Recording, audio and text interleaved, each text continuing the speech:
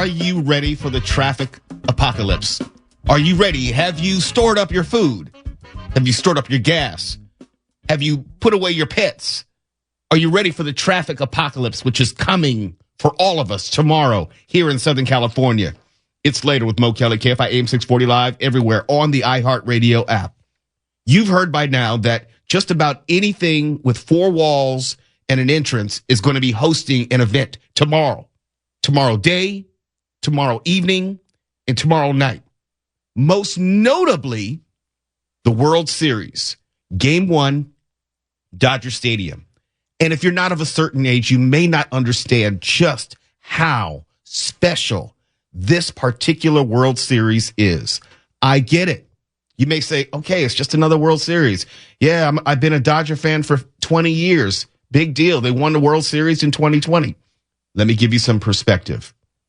Of course, you've heard by now that it's been 43 years since the Yankees and the Dodgers met up in the World Series. But it's very rare for the two teams with the two best records to meet up in the World Series. It's even more rare to have the two teams with the two best records in all of baseball and the two best players in all of baseball. The Dodgers have presumably the National League MVP in Shohei Ohtani. The Yankees have presumably the AL MVP in Aaron Judge. And you have, of course, Ohtani's record-breaking season, which has never been done in baseball before, with the 50 home runs and 50 stolen bases. This is a moment. I always talk about living through history. If you didn't know it before, you should know it now. This is a historic moment in the sport of Major League Baseball. And it's even bigger if you're a Dodger fan. I'm old enough to remember the last time the Dodgers and the Yankees got together in the World Series. Did you know the pitcher who won the Rookie of the Year that year was Fernando Valenzuela? Did you know that same rookie won Cy Young? Was unheard of that year. Fernando Valenzuela. And did you know that Fernando Valenzuela, in his first 8 games as a rookie, threw 5 shutouts and had 8 complete games, and his ERA was 0.5. It arguably is the best start to a pitching career in the history of the sport. No exaggeration. And yes, the Dodgers are going to honor the late Fernando Valenzuela tomorrow, Game 1. So there are a lot of historical points which are all coming together tomorrow at Dodger Stadium. It is a huge deal in LA. It's a huge deal in New York. Think about it this way. Do you know why they call Reggie Jackson Mr. October? It's because he hit 3 home runs in Game 6 to clinch the World Series against the Dodgers in 1977. And yes, I watched that game and I cried myself to sleep that night. I remember the agony of the Dodgers losing in 1977 and 1978 to the Yankees. I remember the elation of the Dodgers finally beating the New York Yankees in 1981, that same season in which Fernando Mania took place. It's a big deal. And not only baseball, but in sports entertainment. And I was thinking a lot about Fernando Valenzuela today. I was thinking a lot about Vin Scully today and how they might have enjoyed this moment if they both were still alive. And I came across this clip from about maybe 7 years ago. And let me set it up for you like this.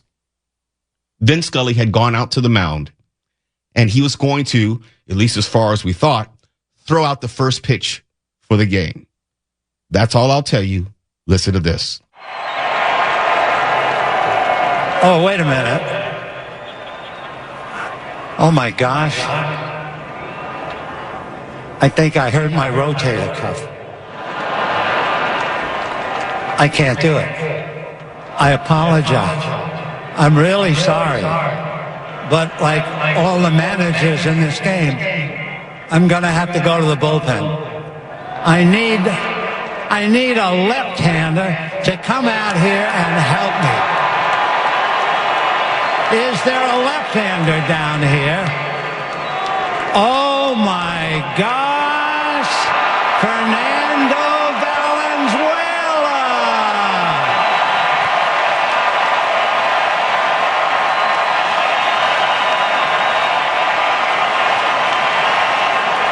Can you imagine? 1 year, he had 8 shutouts. Another year, when he won 21 games, he had 20 complete games. 20. I feel like I'm almost defiling the mound. I'm going to get out of the way. Fernando, see if you can get one over for me.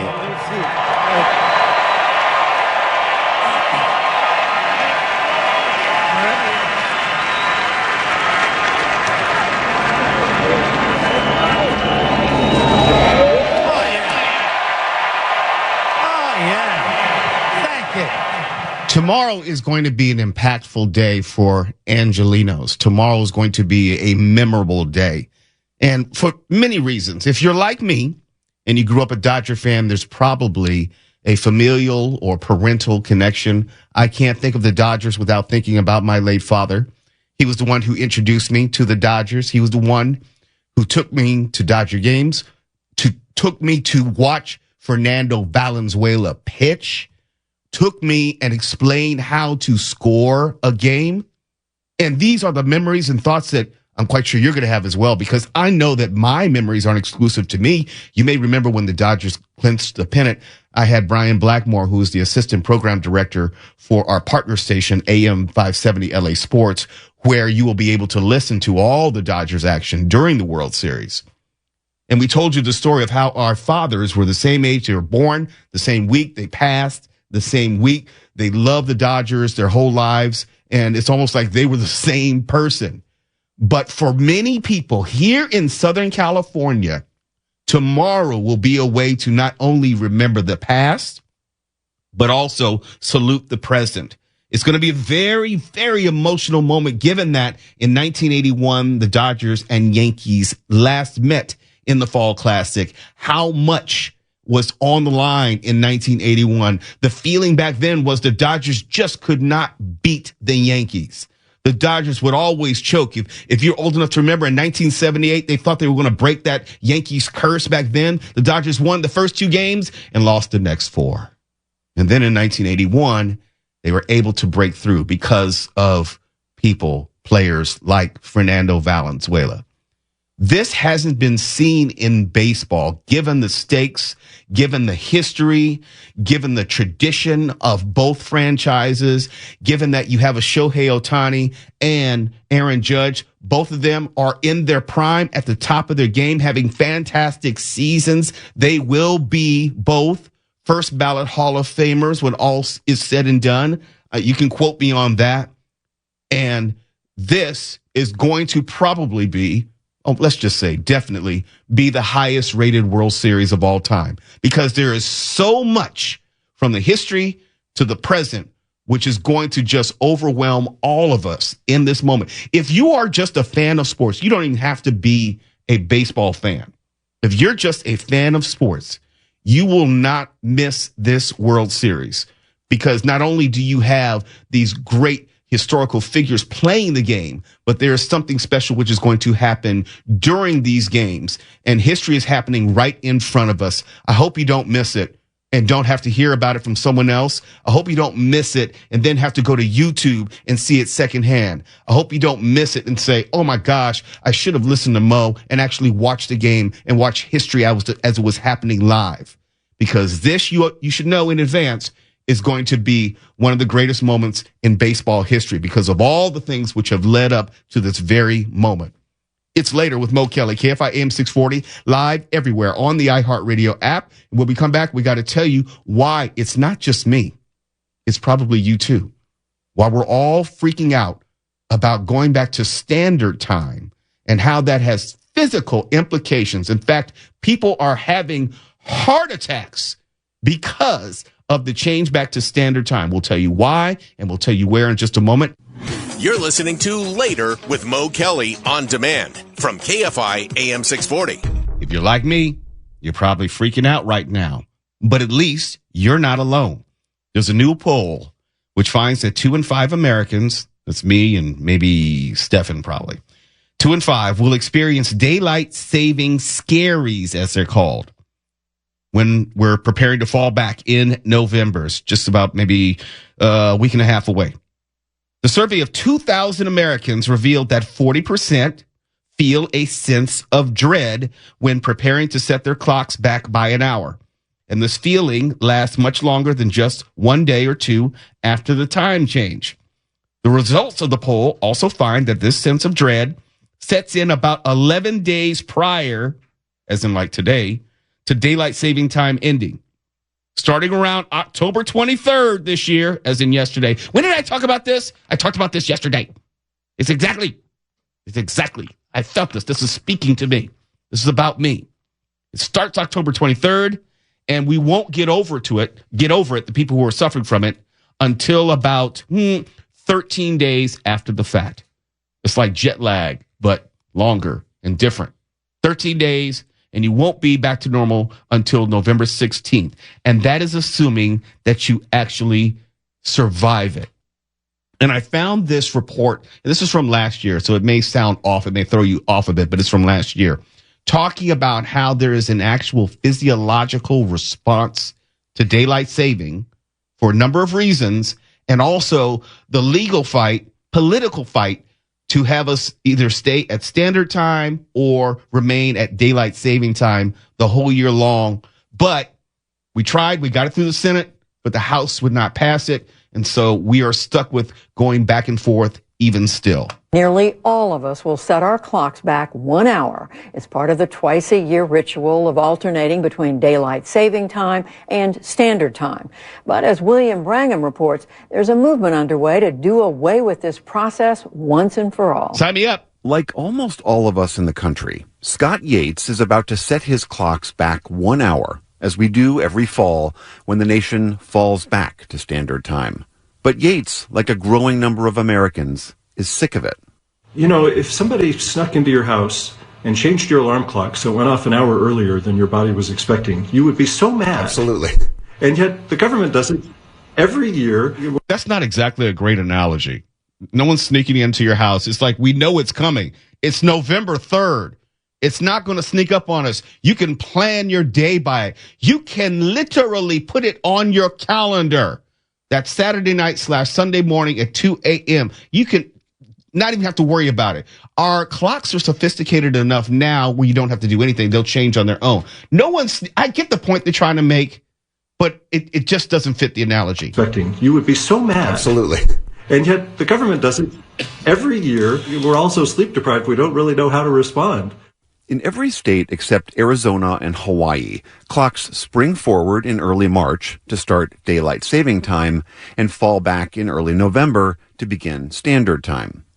A few years ago, Yates' wife said, "Stop complaining about it and do something." So he started a blog, compiling various studies and reports about why we change our clocks, what the economic impacts are, even some pretty striking evidence that this back and forth switching can harm people's health. I know, that's what I was saying. Get to that part. You can compare what's the heart attack data on the Monday after the spring forward time change in places that do have the change and then places that don't have the change, like Arizona.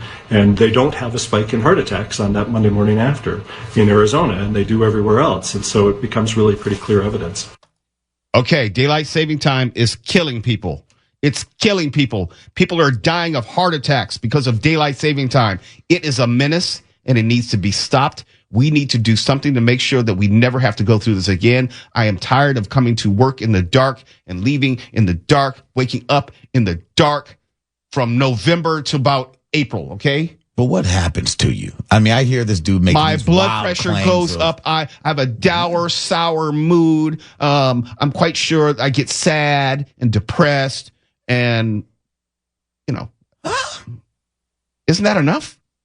I mean, I got to deal with Mark Ronner, okay? That's bad enough. And then I got to come in the dark and deal with Mark Ronner. That's dangerous. But you're not having heart attack. I mean, this guy makes these claims sound wild. No, it's not wild. He's just giving you the facts. He's giving you the data. People are dying in states not named Arizona and Hawaii specifically because of daylight saving time is putting a shock to the body. In Arizona, and they do everywhere else. And so it becomes really pretty clear evidence. It's really just kind of a glitch in the way that we operate the clocks, and it's a deadly glitch.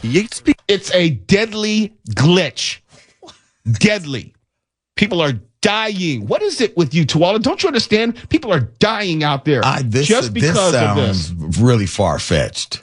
Do have the change, and then places that don't have the change, like Arizona, and they don't have a spike in heart attacks on that Monday morning after. They don't. In Arizona.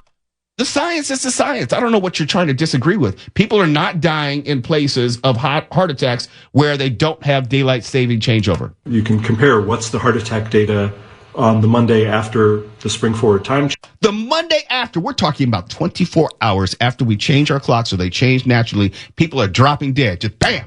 You know, but wait. They don't even wake up. They haven't experienced the early darkness yet. It doesn't matter. They're waking, so it has nothing to do with the darkness. It's the feeling of dread, knowing that they're going to lose an hour of their life, and their whole life is going to go to pot. Are there people who are sitting up the night before thinking that they're actually losing an hour of life? Yes, losing an hour of life, and that's causing them to have heart attacks. You can compare what's the heart attack data on the Monday after the spring forward time change in places that do have the change, and then places that don't have the change, like Arizona, and they don't have a spike in heart attacks on that Monday morning after.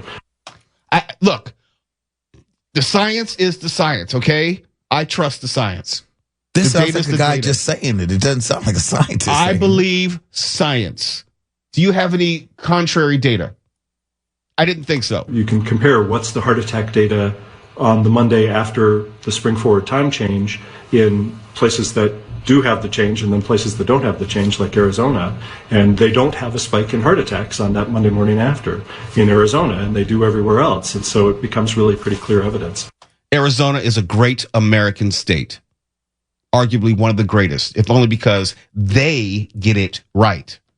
California, we can't get it right. It's really just kind of a glitch in the way that we operate the clocks, and it's a deadly glitch. Yates became something of deadly glitch. You can't make it much more clear than that. Somebody's going to die because of this. I'm trying to save lives. And here, Tuwala's making light of the science. And Mr. Climate Change, Mark Ronner, won't say anything about this. You would think he would be behind the science as well, but no. Well, as usual, you two geniuses have missed the lead here, which is that it completely messes up last call at bars. You've buried the most important aspect of this story. That is major. I'm sorry. No, it is major. Nope. They still close no matter what.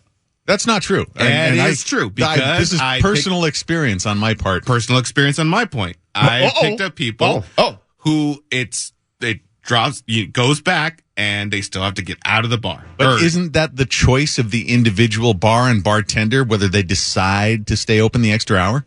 I mean, I guess it's up to them if they want to break the law. Ooh. Well, we all believe in the law. Yes. Exactly. People are breaking the law and people are dying. And Mark, you don't even care. Oh, I care so much that it drives me to drink. It's later with Mo Kelly, KFI AM 640. We're live everywhere in the iHeartRadio app. And when we come back, there are a bunch of unaffordable small cities in this country. Where do you think the majority of them are? That's right here in California. We'll tell you about it next.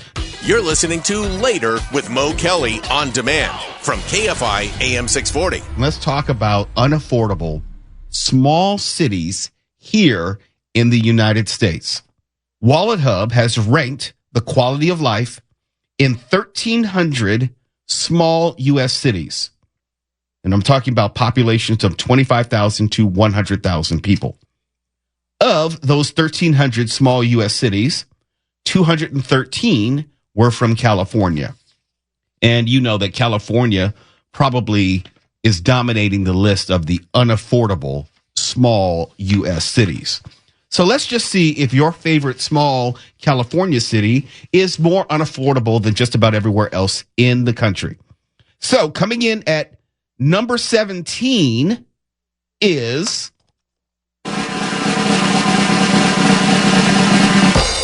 Santa Barbara. And just to let you know, these are the 10 least affordable or most unaffordable cities, small cities in the United States.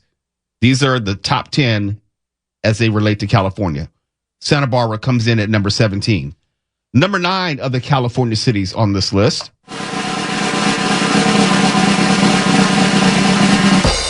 National City coming in at number 13 overall. Number 8.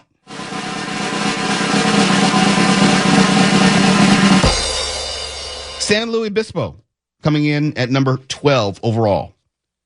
Number 7 of the California cities, small cities, which are the most unaffordable in the United States. I know it's kind of confusing.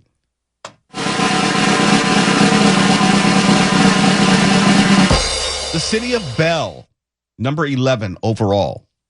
Who wants to live in Bell? Really? Sorry. Really. That's most unaffordable. Okay, that one's shocking. Probably because the city stole all that money and they ruined the city. So I remember that, though. I forgot about that. I didn't. Coming in at number 6 of California's least affordable cities, small cities in the United States.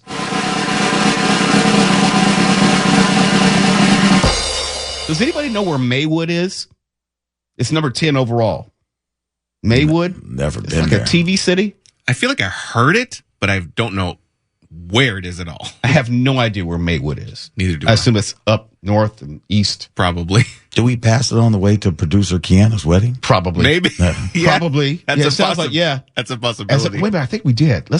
Twelve, see if you can look up Maywood and see where it is. Coming in number 5 of the most unaffordable small cities here in the United States, of the 1,300 most unaffordable in the country. Number 5 as far as cities in California.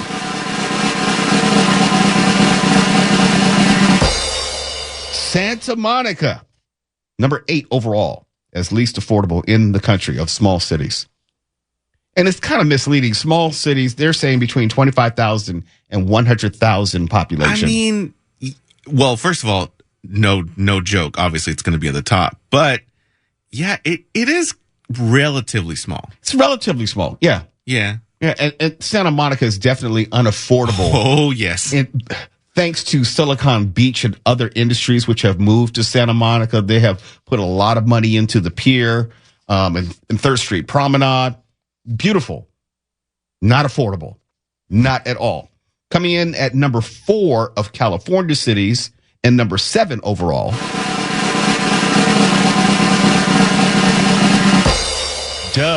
Beverly Hills. Yeah. I just don't think of Beverly Hills as a small city, but yeah, geographically it is. Population-wise, it is. It has fewer than 100,000 people. It is not affordable by any stretch of the imagination. Coming in at number 3 of the least affordable California cities and a part of the larger list of the least affordable small cities in the United States.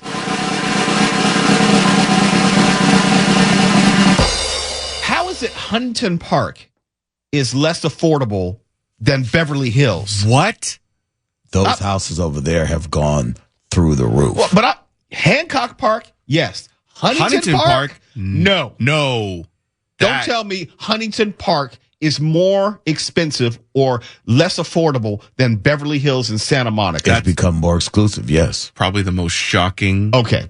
If I'm going to pay all that money, I'm not living in Huntington Park. If I have to pay more, and according to this list, Beverly Hills and Santa Monica are more affordable, then I might as well live in Beverly Hills or Santa Monica. No disrespect to Huntington Park, but y'all ain't that fly. You're not that fly. Beautiful neighborhoods, smaller communities, less crowding, less congestion.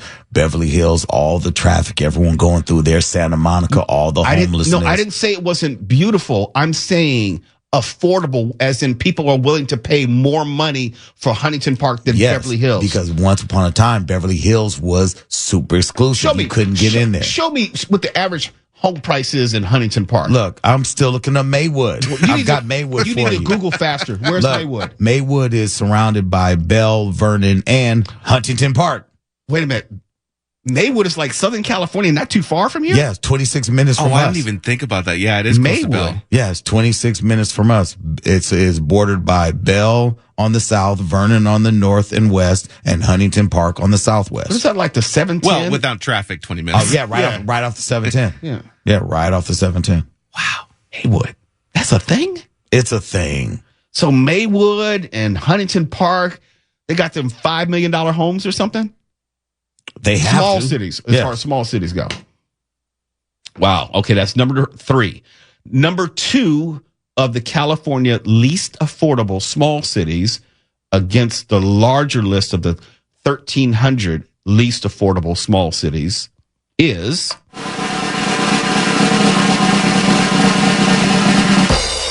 Bell Gardens.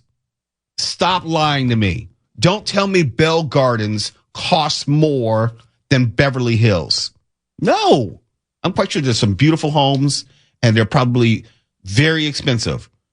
But it's not Beverly Hills expensive, is it? No, it can't be. Can't be. Right now, it says that the average home in Huntington Park is going for $638. Average home in Beverly Hills, $567. Where in Beverly Hills can you get a house for $538,000? On the low end, a home in Huntington Park, $638. On the low end in Beverly Hills, $567. I want to see someone with a Beverly Hills address who purchased property contact me and let me know how they actually bought property in Beverly Hills for $538. If that's the average, that means some are below $538 and most are above $538. We're talking about an average. Most are above, but that's on the low. I just looked up the lowest cost, and that's what it is. It's a shipping container, okay? Oh no! It's less than that. Yeah. It's like a outhouse. You don't get a full shipping container. That's like what, maybe 500 square feet? A honey bucket. It's a honey bucket. You are not getting a shipping container for $500,000 in Beverly Hills. Why? Location. You can't get a parking space for $500,000 in Beverly Hills. But the number 1 least expensive small city in California, and also checks in at number 2 as far as the rest of the United States, small city, population 25,000 to 100,000 is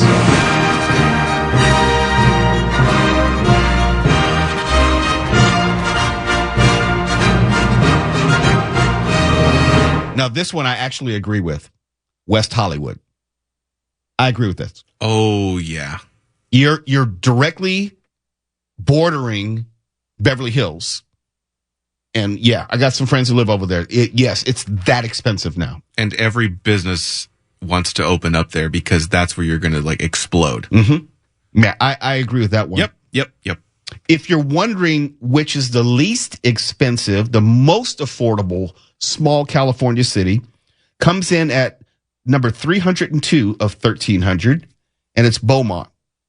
But who in the hell wants to live in Beaumont? I mean, yeah, okay. Do they have cars in Beaumont? No, I mean cars. Not horse and buggy, but actual cars. Anyone? See? I didn't say Beaumont, Texas. I said Beaumont, California. And I don't even know where that is. It's probably out there by River Tucky.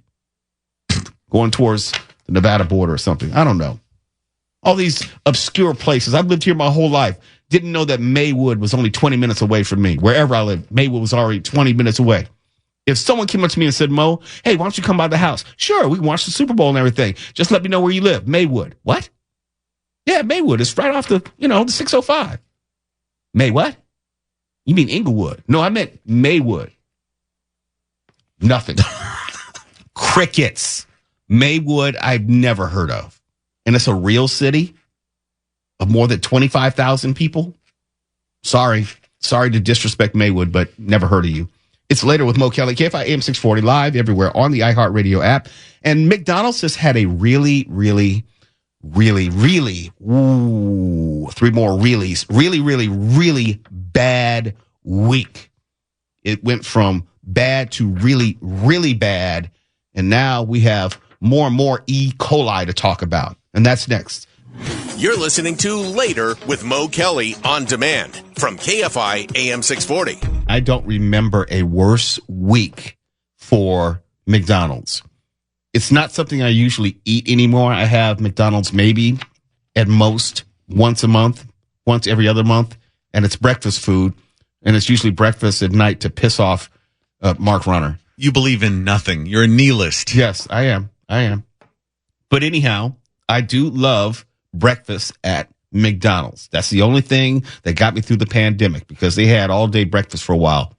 And I could get some breakfast from McDonald's, and it made my day just a little bit better, just a wee bit better. But now I don't feel as confident going to McDonald's. This week has been so bad because it transcends any particular area of media.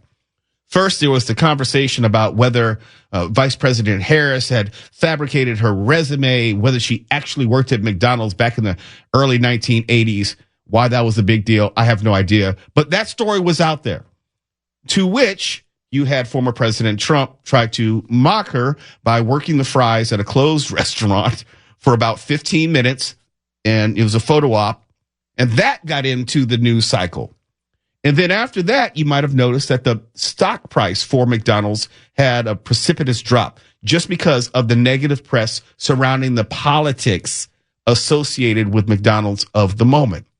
And then you had this E. coli outbreak where one person died and I think dozens other became sick.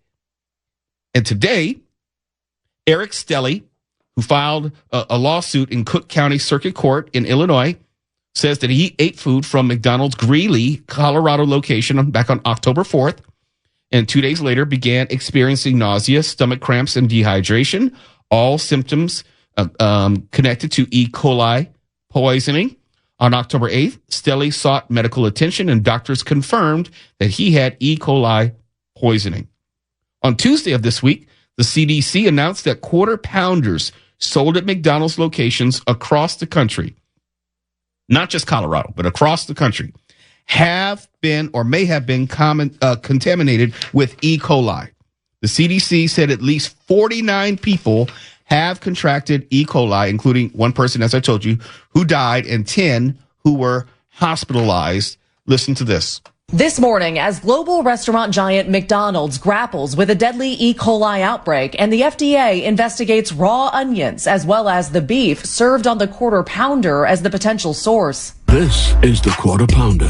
A company identifying itself as an onion supplier at affected restaurants, Taylor Farms, speaking out overnight. Wait. Onions on the quarter pounder?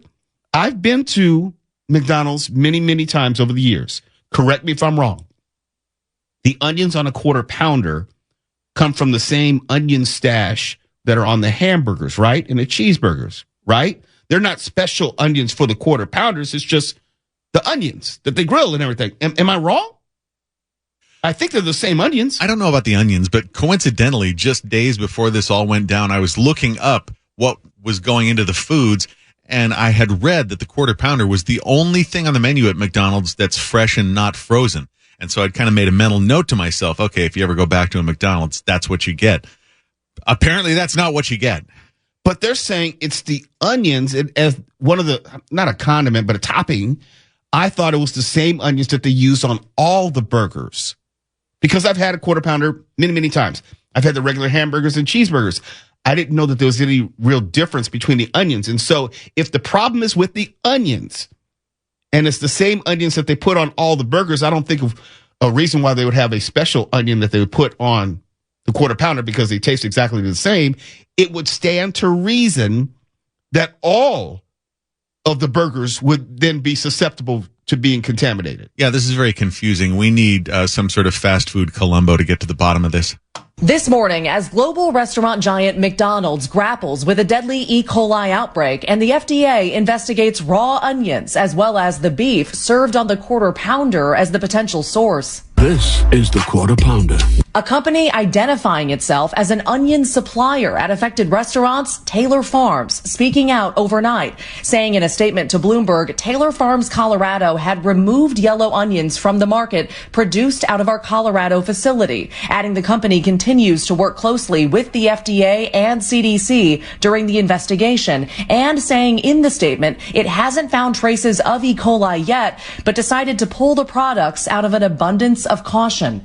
This as a man in Colorado takes McDonald's to court, claiming in a new lawsuit he ate at a McDonald's on October 4th and 2 days later began experiencing symptoms consistent with E. coli and was hospitalized. The CDC saying he's one of nearly 50 customers infected by contaminated food ranging in age from 13 to 88. Why are you repeating Now the CDC, USDA, FDA, and state health officials are all investigating, with the CDC confirming they were first alerted to cases of E. coli in Colorado. That's a lot of letters. That's a lot of alphabet organizations out there. No CIA?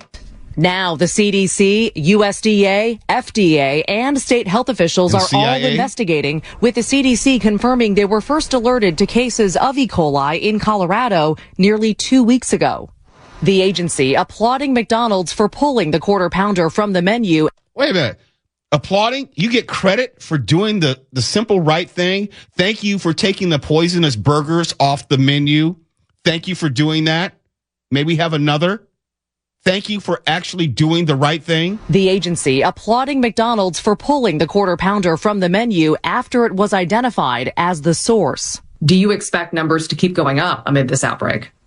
We do expect the number of illnesses to go up. We think that's going to be driven by people who ate Quarter Pounders at McDonald's before they took these actions. Wednesday on Today, McDonald's president vowing full cooperation, adding he's confident the food currently being served at McDonald's is safe. We are very confident that you can... What is he supposed to say? No, you know what? I'm not very confident that the food you're going to eat tomorrow or later today at McDonald's is safe. What answer is he supposed to give? He's supposed to eat one live on camera. Yes, he should. He should. And then we get back to him in 2 days. Any stomach cramps? Diarrhea? Play the song. At McDonald's is safe. We are very confident that you can go to McDonald's and enjoy our classics. You know, we took swift action yesterday to remove the Quarter Pounder from our menu. Took swift action. Well, it's going to get swifter. It's going to go right through you. Can we get some sort of mix of the McDonald's music plus the Pepto-Bismol song? I'm loving it. Diarrhea. Exactly. I'll get Steph right on it. Heard any of our secret mind control hidden messages recently? No? That's because we're really good at it. KFI and KOST HD2. Los Angeles, Orange County. Live.